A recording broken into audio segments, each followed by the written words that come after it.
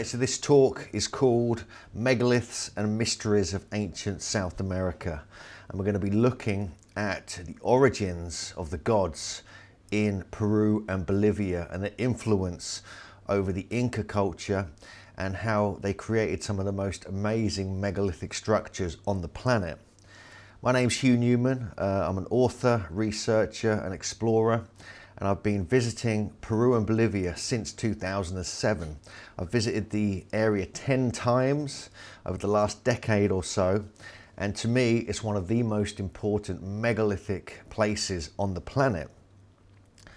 So it's based in South America along the west coast, and one of the most important areas we're going to look at is the area around Cusco, but then we're going to move to the area of Lake Titicaca. And on the bottom right there we have Manco Capac. He was the founder of the Inca Empire. However, there are stories going much further back that talk about tall, bearded people coming from the area of Lake Titicaca and influencing the local cultures around Cusco and around the Sacred Valley where Machu Picchu and Ollantaytambo are, and creating the megalithic temples that we see there today, although they're really now credited as being built by the Inca. One of the most interesting areas around Cusco is not only the hills where we have Saqsaywaman, but it's the fact that actually there's a strange puma type being, like an effigy within the landscape there. And you can see that in this image here, and it's thought that this was part of the creation, part of the building of Cusco was based around the sacred puma, and we'll see why that's important, because even Lake Titicaca potentially they believed was representation of this great puma. And it's thought with the origin myths of the Inca are really quite interesting because they're very similar to the origin stories of Viracocha, which we'll look at a bit later. And they talk about the two children of the sun, Manco Capac and Mama Oclahuaco, who were both brother and sister and husband and wife.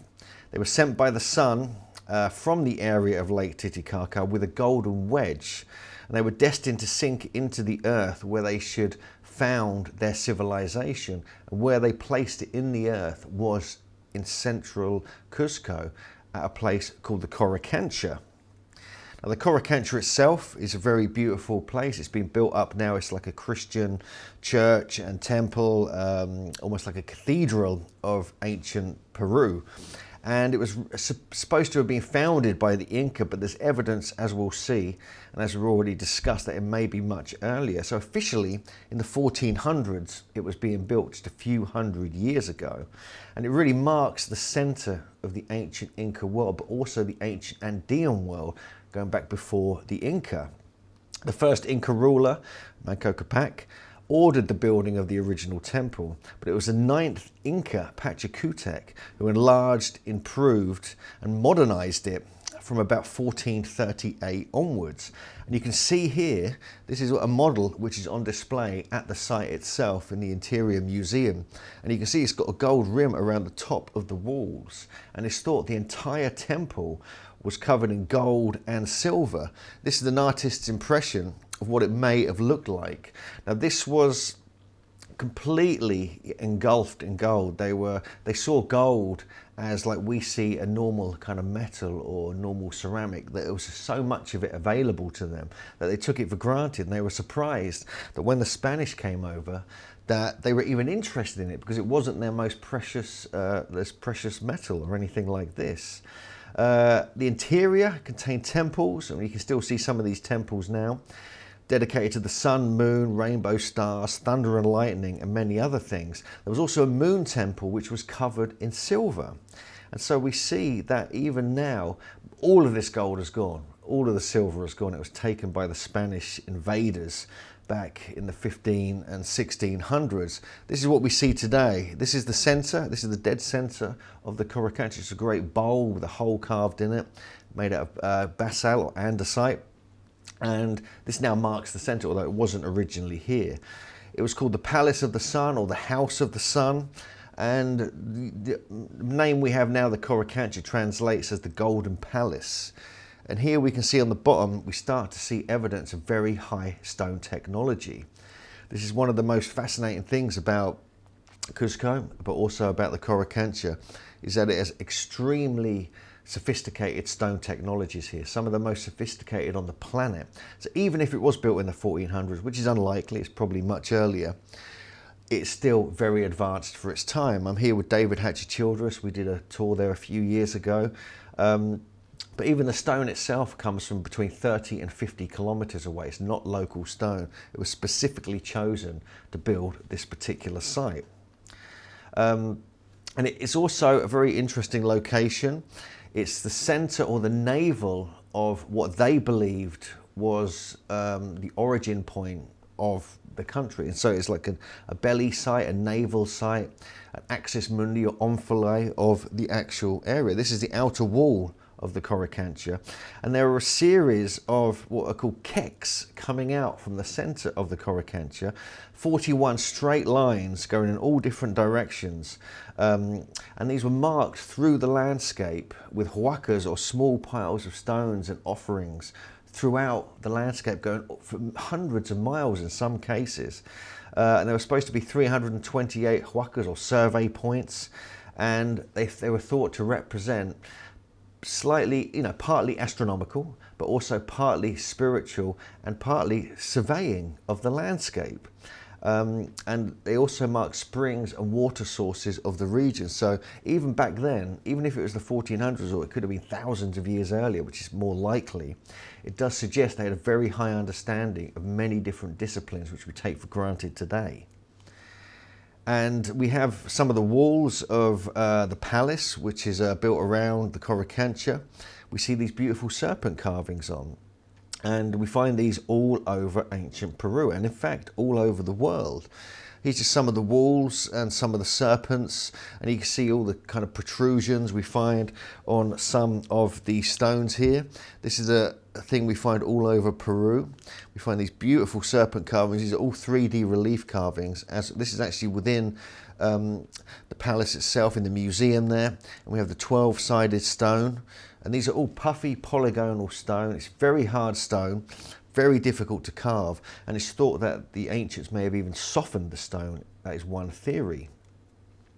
And even around the town, some of the walls, you find these different effigies of pumas or serpents and other such things shaped and placed in the wall in a very playful megalithic manner, which is absolutely fascinating. But if we head up to the hills of Cusco, I'm just going to give you a brief introduction to some of the major megalithic sites here before we head to Lake Titicaca.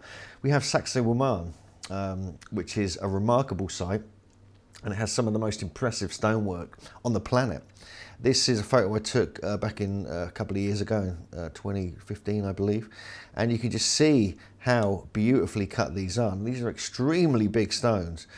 Some of them are up to about 200 tons, and this was about twice or three times taller originally, until it was kind of destroyed and partly damaged by the incoming Spanish in the 1600s or a little bit earlier.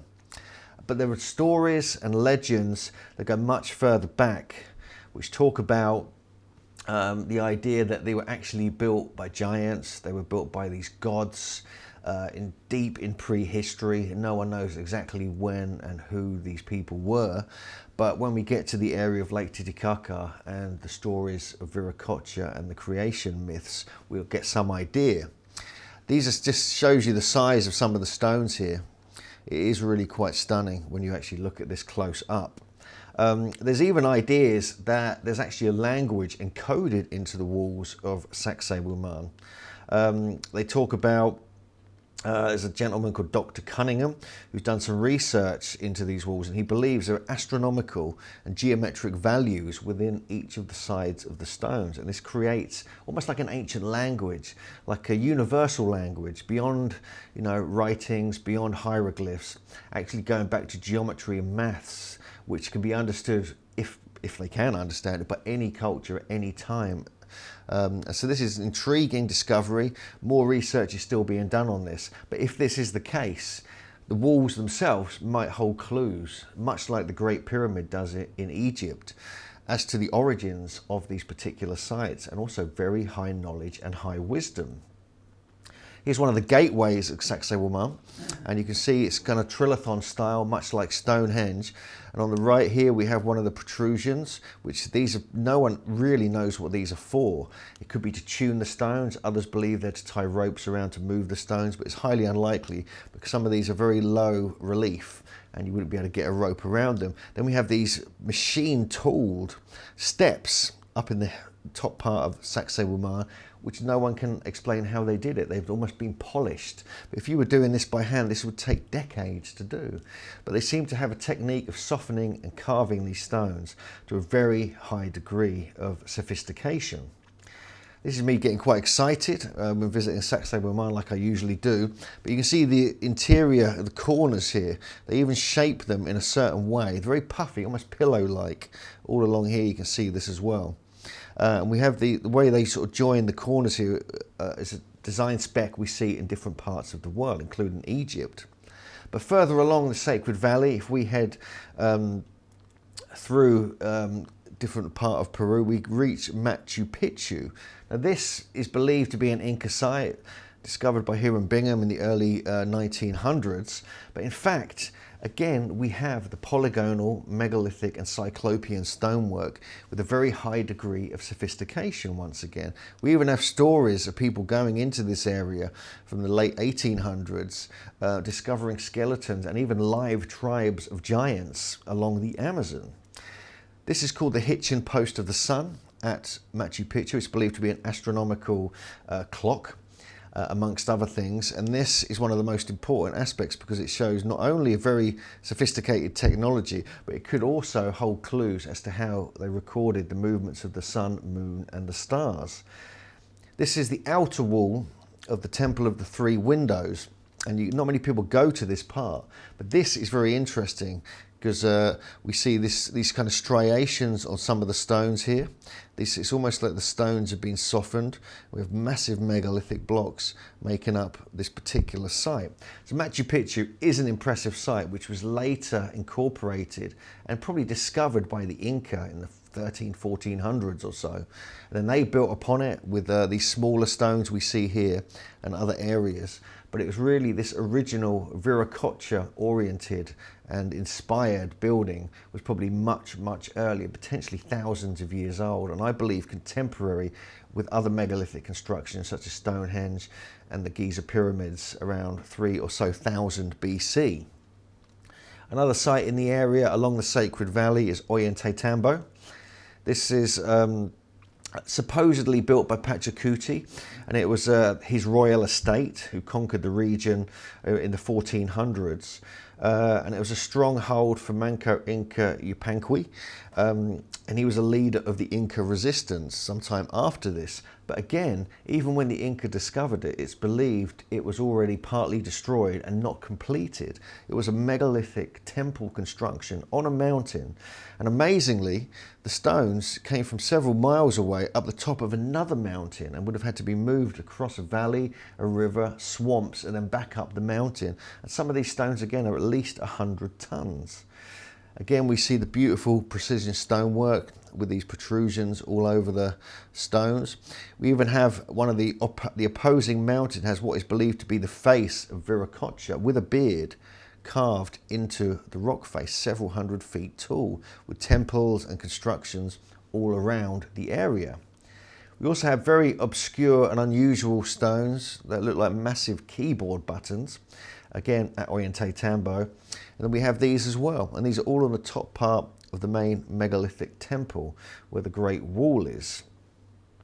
And you can just see some aerial shots here of the site itself to get a sense of scale. These are terraces which were used for agriculture. This is the main area where people visit with the great stones, which have got beautiful carvings on them. And these are some of the massive megalithic blocks that we find all over the site here. And it stretches for, a good about a kilometre, and you can see carvings within the rocks here. We can see the way that all through here, down this area, down on the left, are what are called lazy stones. This is where stones that were brought over from the quarry were somehow left there. They were carved, they were created, and here's one example here of me standing next to it. And you can see how the size of these. Now you imagine trying to move a block this big, it's probably 20 feet long, it's probably 40, maybe 50 tons. And they were carrying these somehow from the quarry on top of a mountain, across these rivers and up to Ollantaytambo itself, up another mountain.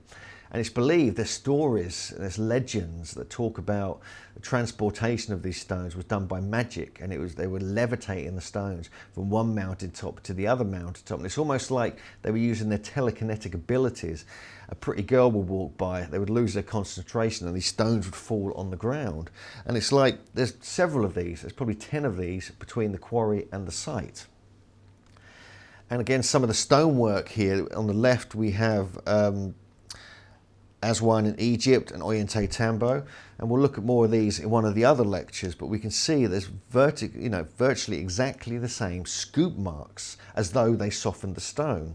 This is Aswan quarry in Egypt. You can see almost exactly the same style of stonework and quarrying, and it's thought that they were actually using these stones, these diorite blocks, to actually carve them, which is unbelievable when you look at some of the stonework here at Machu Picchu, for instance. And you can see more evidence of these kind of striations all over the stones. You see them here, in various parts of Machu Picchu. You can see them very well on this sort of tourist photo we took of our group way back in 2011. Some of the striations, we didn't notice this until the photo was produced, but it's almost like they just scooped the stone. They've kind of created this, and it's part of the design spec. It's part of saying, look, this is how we did it. This is the technology we were using. Here you go. This is at Ollantaytambo, and you can see it's just like it's been scooped, like an ice cream scoop, just moving across softened stone. And we even amazingly find this at Stonehenge, very similar style of scooping the stone. So whether they were just master stone carvers and they could work with extremely hard granite and sarsen stone, as here in Stonehenge, or whether they were able to manipulate the stone, whether through sound vibration, or as some traditions say that they were using some kind of plant sap which would soften and melt the stone in Peru. But it's really the path of Viracocha, which Cusco is on, as in Ollantaytambo and Machu Picchu and other places. There's a story that the great god Viracocha was said to have constructed all the sites using a race of giants that he created from the earth and from stone to build these sites along this particular alignment, going all the way up to the coast, beginning at Tiwanaku and the area around Lake Titicaca. And Viracocha himself kind of translates as foam of the sea in some cases, and there's stories of him emerging from Lake Titicaca onto the island of the sun in the middle of Lake Titicaca, and then building his empire from there. Here's an image of Viracocha, or some people say Manco Capac, and we can see this is the island of the sun here. These are some earth energy currents which seem to stretch all the way around the world. But this is interesting because this part of the island here, where we find these constructions on the north part of the island, where Viracocha is said to have emerged from the lake. Now, if this is the case, then it does suggest a very ancient origin, because Lake Titicaca and the stories there and some of the dating they've got back there go very, very far back, thousands of years BC. And he was also known as Thunupa, or the thunder god. And there's many different strange stories. I've bought local books, I've talked to local guides and wisdom keepers in the area. And his legend is so powerful that it's believed to have influenced the Inca. He's represented sometimes as a serpent, or even a plumed serpent, like we find in Central America with Quetzalcoatl and Cuculclan. And even relationships and similarities can be found to Osiris in Egypt and other areas around the world. He's often depicted, like at Tiwanaku here, holding two staffs, and he's crying because of the lost land that he was supposed to have come from, which some people say is Atlantis. And here we have other depictions of him emerging from the lake, and sometimes it's a raft of serpents that he is supposed to have emerged from.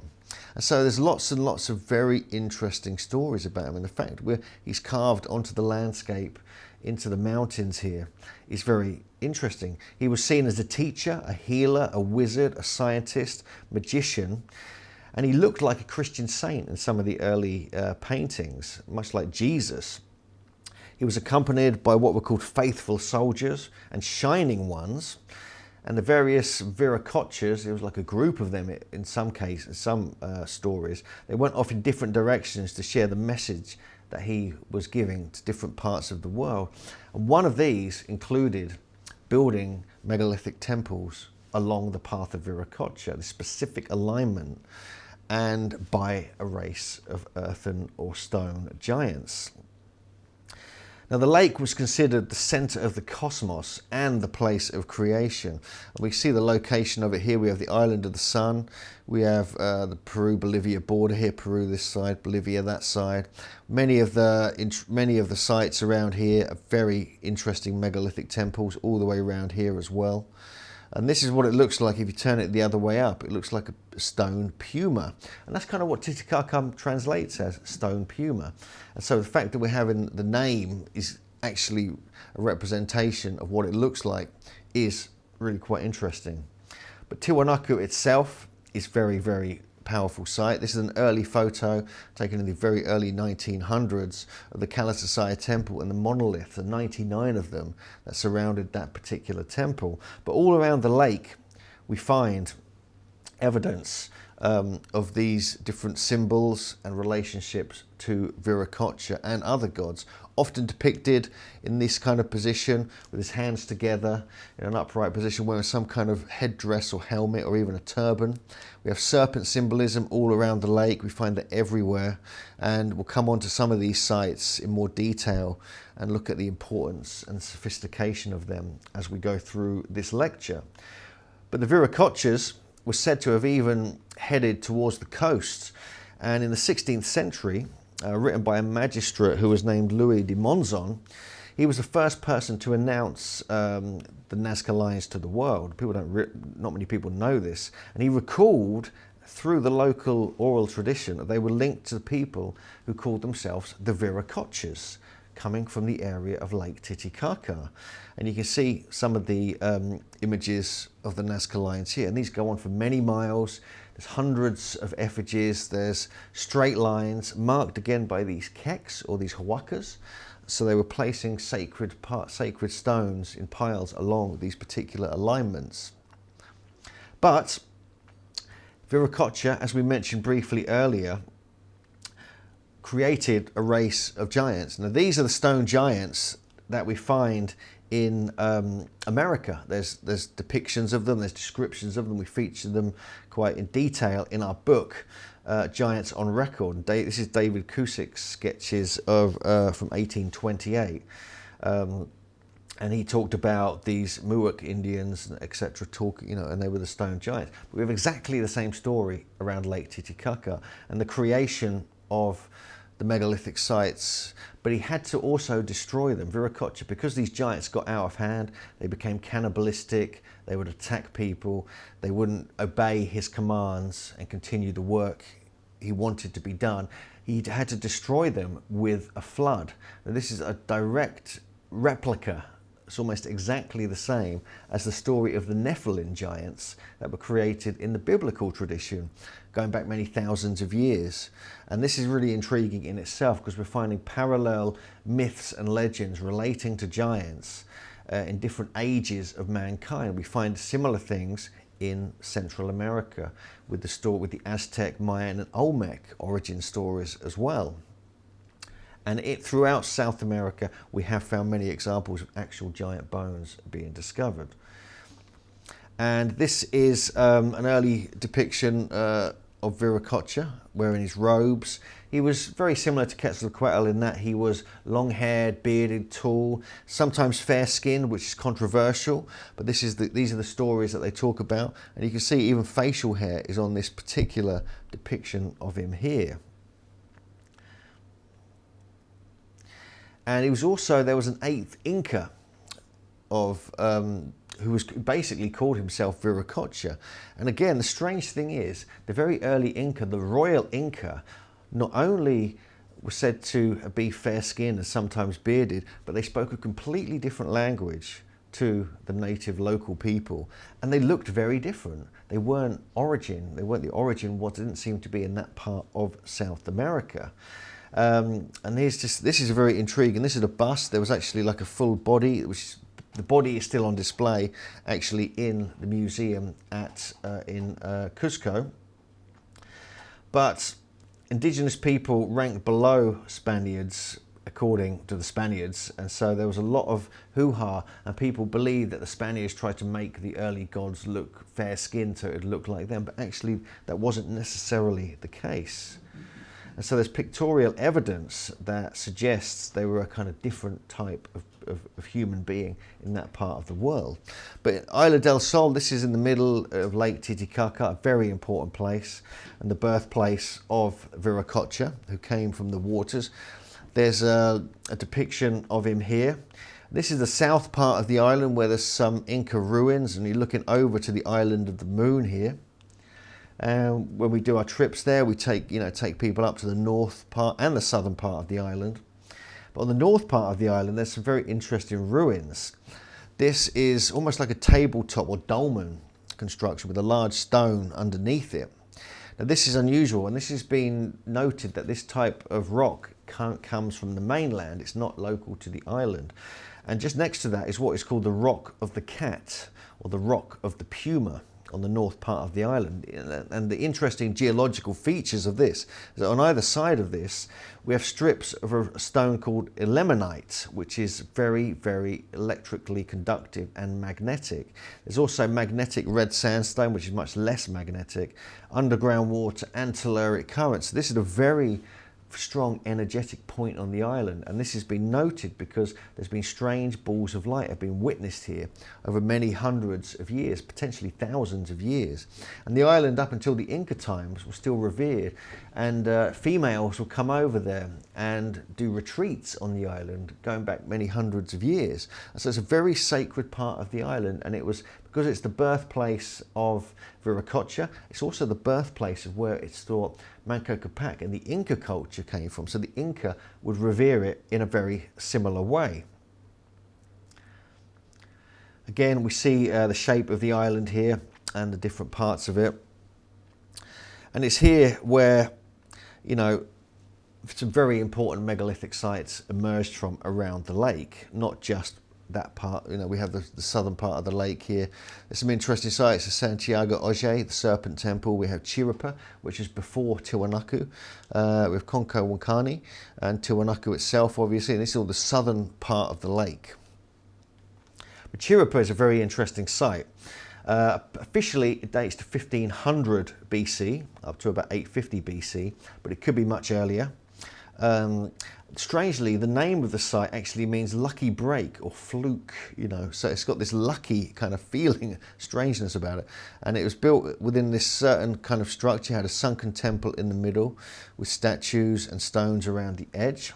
And you can see that here. Visited here in late 2017. It's been slightly reconstructed, but it's a remarkable site. And you can see the strange kind of scoop marks in this particular stone here. But it had exposed walls in 1955. It was built up on a very large earthen mound. It was excavated by Michael Coe, 1955.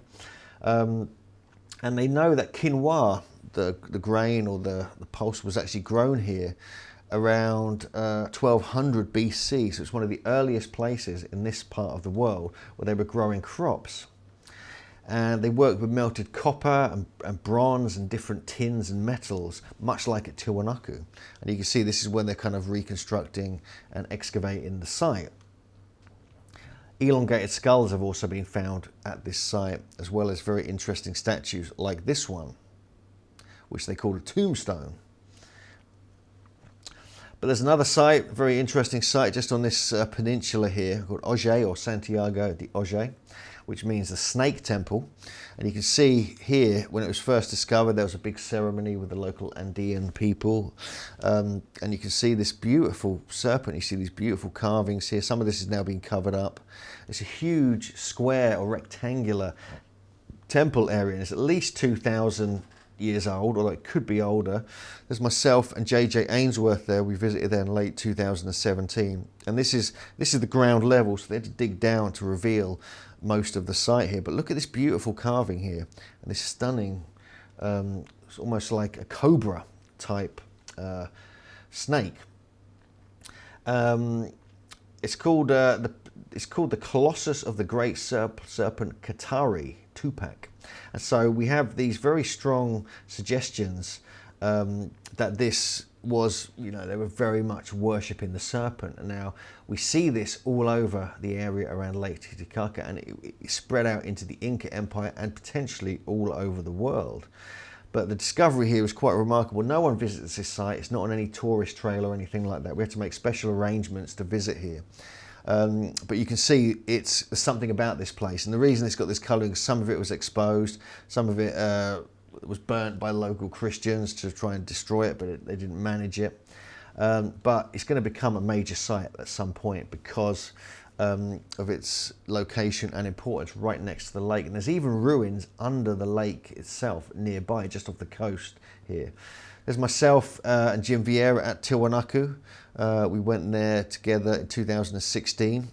It's a very stark landscape, Tiwanaku, although it is one of the most important sites on the planet, I would say. Again, we have the story here of the creation of the sites being built by giants. And this is the main Acapana pyramid. This is a neat reconstruction that had the Andean cross, or the Chicana, pool of water on the top. We have the sunken temple here. We have the Kalasasaya temple, which had 99 massive megaliths beautifully carved around the edge. 99 is the same number of stones we find at Avebury in England. And we have the Gateway of the Sun. We have some of the Viracocha statues here. Pumapunku is over in this direction, and multiple other temples have been found around here now. They think there may even be another pyramid over in this direction. It's also flanked by two great fault lines going on either side of the valley.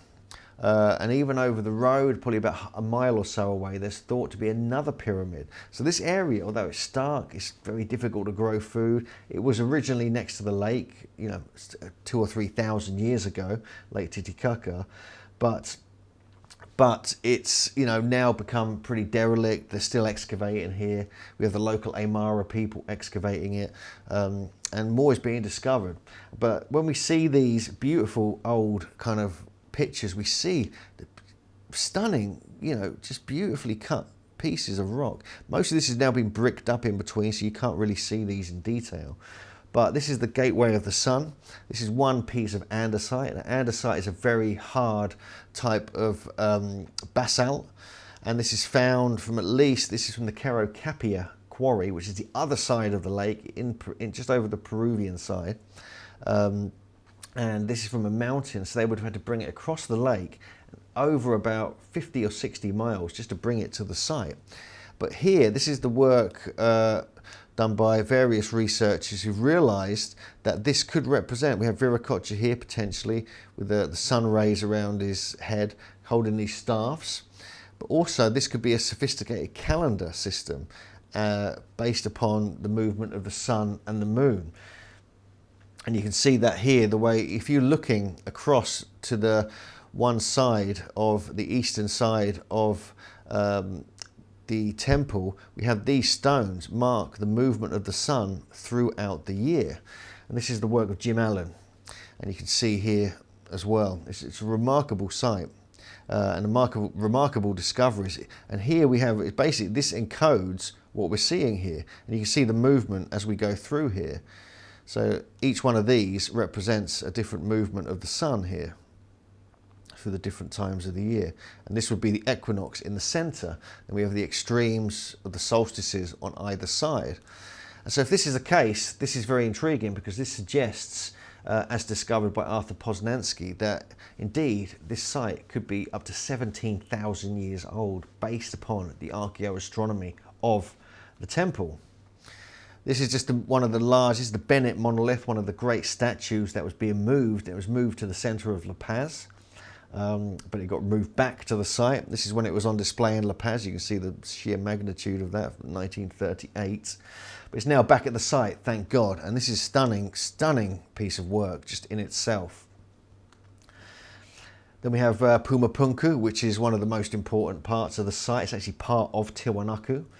And we have an aerial shot of it here.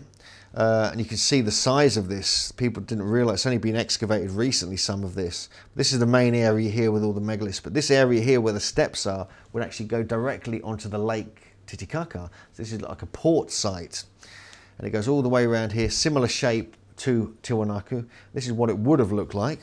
This is kind of a reconstruction with some of the most sophisticated stonework we've ever seen.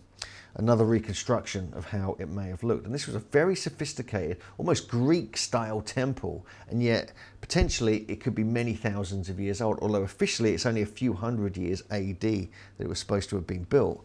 And you can see some of the stones here. These are the famous H blocks, but these are precision carved, extremely hard stone. There's drill holes in these.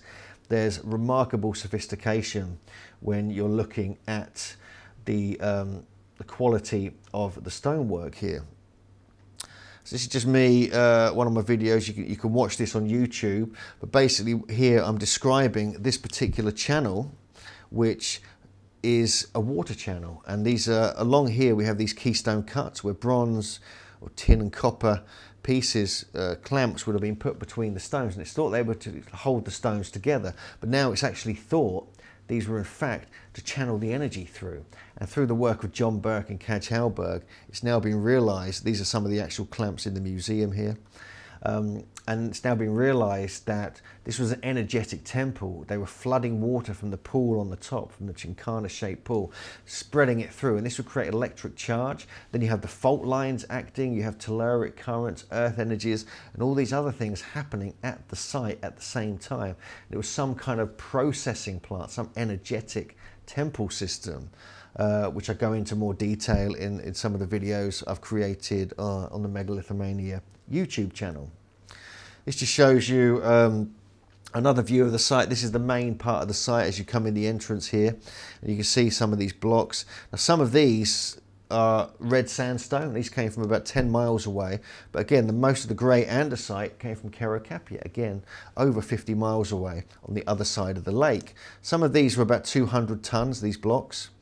They're very heavy, some of them sinking right into the ground, and it really does look like, you can see this yourself, it looks like a cataclysm has hit the site. So there's a big question mark about this, about who really built these sites. And the thing is, you keep finding these at the site. This was actually found right near Pumapunku. It was on display in a local restaurant. This one was as well, and you can see these are very elongated skulls, which were thought to be Inca, but actually these are before the Inca. This one actually got stolen and it's disappeared. This is another one found at Tiwanaku. Some very beautiful, very strange statues have been found at Pumapunku and Tiwanaku as well. We have the great pumas that are on display around the town. This is actually from a site just south of Tiwanaku and Pumapunku, and this is the Fuente Magna Bowl, which is something we'll look at in a moment. But it's known that the Akapana pyramid, there's a huge magnetic field right within the center of this particular pyramid here. This has been tested again by John Burke. And these spirals that are found on the stones may actually represent this, but they may also represent other things. We have the lightning here and the thunder, and it's known that Thunupa or Viracocha, different names given to him, was a thunder god who could control the lightning and thunder. Now this is a tradition we find in Britain and other parts of the world, the whole sowers of thunder tradition, often related to giants. We have some other beautiful, strange carvings found all over Tiwanaku. This would have been hidden, it's been turned over. So these could have been like the doodles or the signatures of the actual builders. And strangely, a stone sphere was found. I spotted this in 2014 at the museum in La Paz. And this is almost identical to the stone spheres we find in northern Scotland. And so it just gets stranger the more you look into these particular sites. Again, we have some very interesting faces carved on the stone. This was on display at the museum. It's now been removed, it's disappeared again. But the features of these don't look South American. This is very strange headdresses, which we find on many of the statues there. And these suggest that there are ideas that these represent very Sumerian or Babylonian style that we find in the Middle East. And so there's several other sites around Lake Titicaca which are of interest. This just shows you some of them which you can visit all around this area. But there's one particularly which people are fascinated by, and that's a Marumuru, which is this one here. There's my colleague and friend Andrew Collins trying to get inside it there. And this is carved out of solid rock sandstone. No one knows who built this. There's different names given to it. Some people translate it as Gateway of the Gods. There's stories of people disappearing. They've actually gone into the stone at certain times of year. But the shape of it is very intriguing because it's almost identical to the T-pillars we find in Gobekli Tepe in southeast Turkey.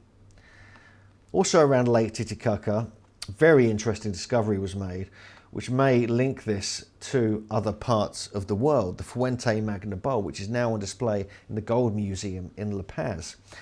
It's supposedly made of quartzite or sandstone, according to some theories. It weighs about 50 kilos.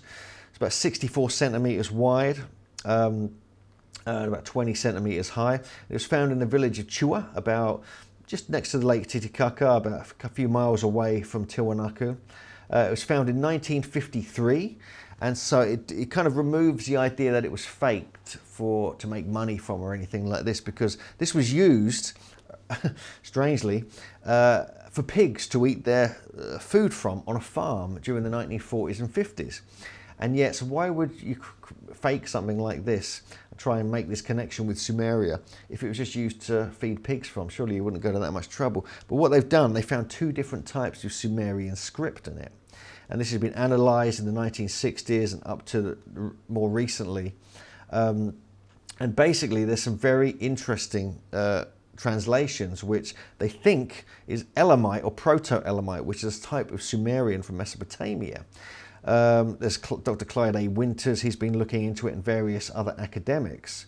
And the translations come out to be quite interesting, because not only have you got a serpent going around the edge of the bowl, you've got a Mara script in there as well, which is the local Andean tradition. And it's almost like the Rosetta Stone of South America. And so people are questioning, well, what's it all about then? And this is actually the translation. And what it is, it's, looking at, I'll let you read it for yourself, but it kind of talks about the goddess Nia, talking about fertility and to offer thanks and libations to the bountiful fauna and flora in the area that made it possible for these Sumerian explorers to support themselves in Bolivia. And we believe it may have been because there were trade routes being opened up between these parts of the world. They may have been there much earlier. Probably for the metal and tin that was produced here, because some of the metals found in the area around Lake Titicaca that are produced at Tiwanaku and Puma Punku have been found in other parts of the world. And on the other side of the bowl, there's more of these, talking about libations and very like incantations, almost like prayers or different kind of stories created to make thanks to the gods and goddesses of the area. We have other carvings around the side of the bowl here. Faces carved on them, which are very much like the faces we find at Tiwanaku. And there's connections that have been made between Greek and Egyptian deities with Nia and Neith and other such things, suggesting there may have been a global diffusionism going back around this era, which is probably around 2000, maybe 3000 BC. The interesting thing is the type of script that was found on the bowl does date back to around 2500 BC. And this, to me, that's quite interesting, because that's the date I feel these sites were probably built around. They found evidence of Neolithic and Bronze Age activity at the sites, although most of it they believe is newer than that, it's much more recent.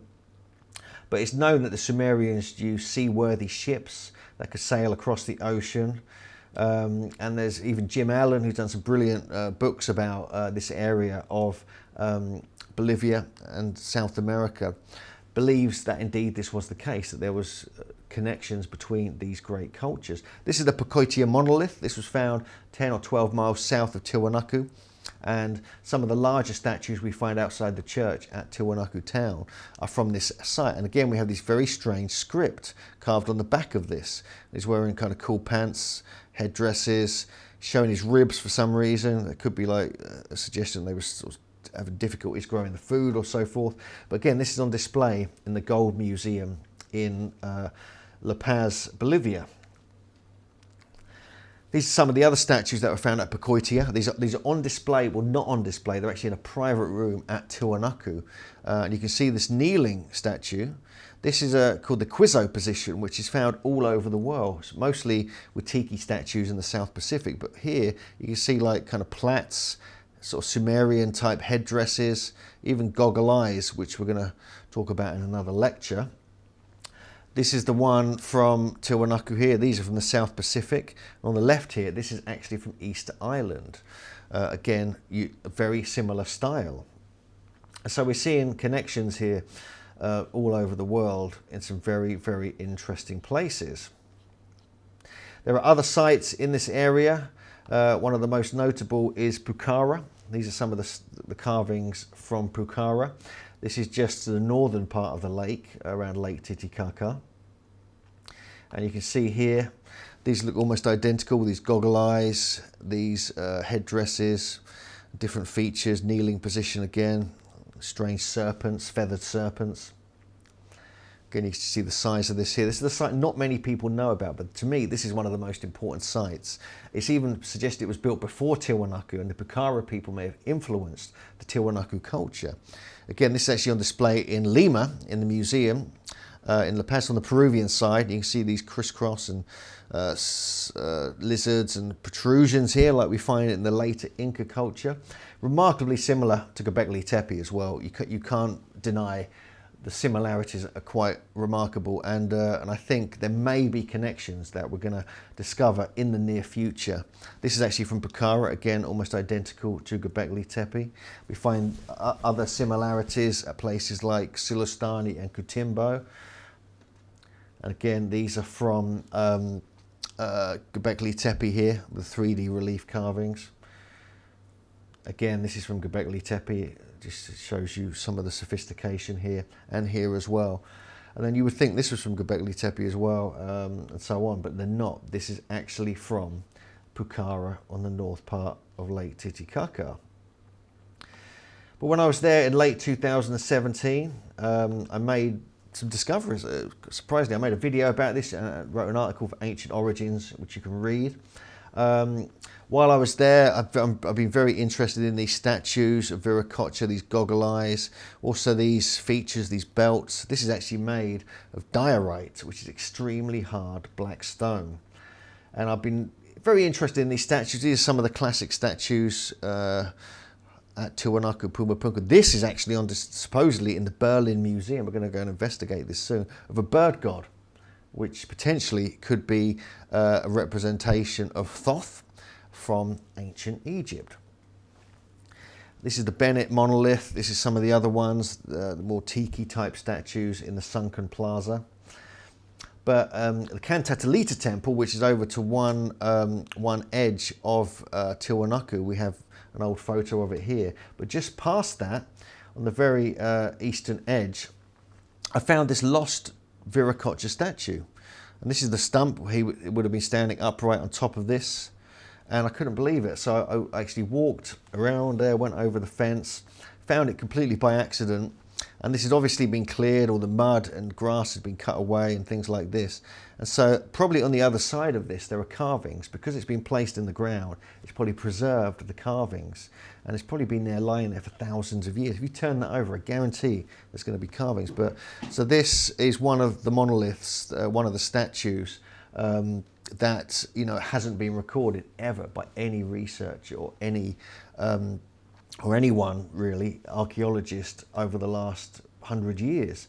Also, when I was there, I managed to sneak into some of the hidden rooms at Tiwanaku, at the museum on site there, and discovered about 40 or 50 statues and carvings that I've never seen before, and these have never been published.